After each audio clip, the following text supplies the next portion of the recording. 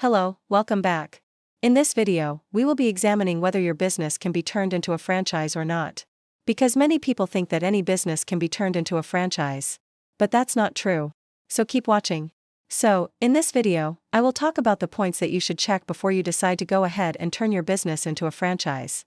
If you're just thinking about franchising your business, or you want to expand your knowledge on franchise feasibility, then this will be useful for you. So let's dive straight in. The first thing to establish is the underlying business. Can it be franchised?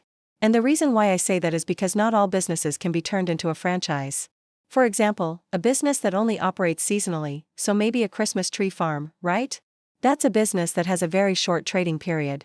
It doesn't have a long enough trading period to be turned into a franchise.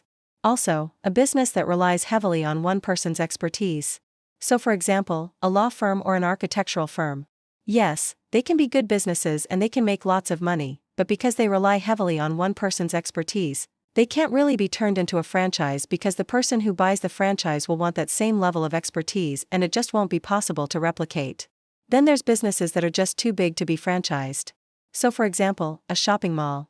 Think about it, who's going to buy a shopping mall franchise? No one. And then there are businesses that are too small. So I would say anything that is turning over less than about 1 million rand per year is probably not big enough to be turned into a franchise.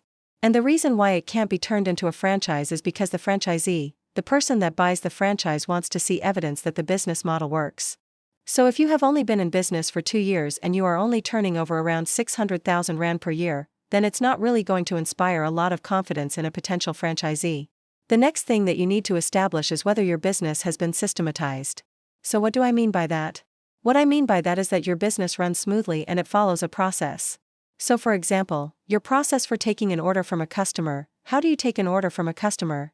Is it online or over the phone or in person? And then how do you fulfill that order?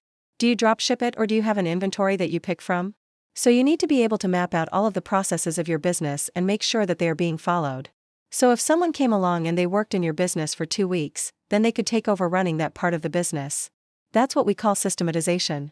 The next thing that you need to check is that there are available franchisees out there. And the way that you find this out is by advertising that you're looking for franchisees.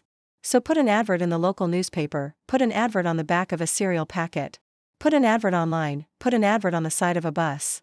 And what you're doing there is you're trying to get the attention of a potential franchisee.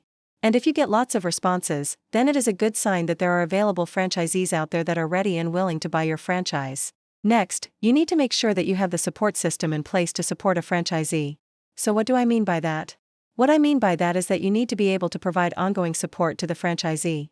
So this could be in the form of a weekly phone call, a monthly newsletter, an annual conference, training courses. And also, you need to be able to provide them with the tools that they need to run their franchise. So this could be in the form of a website, a CRM system, accounting software, marketing templates. The next thing that you need to check is the fees. So the fees that you charge the franchisee, are they affordable? And the way that you find this out is by talking to potential franchisees and asking them what they would be willing to pay.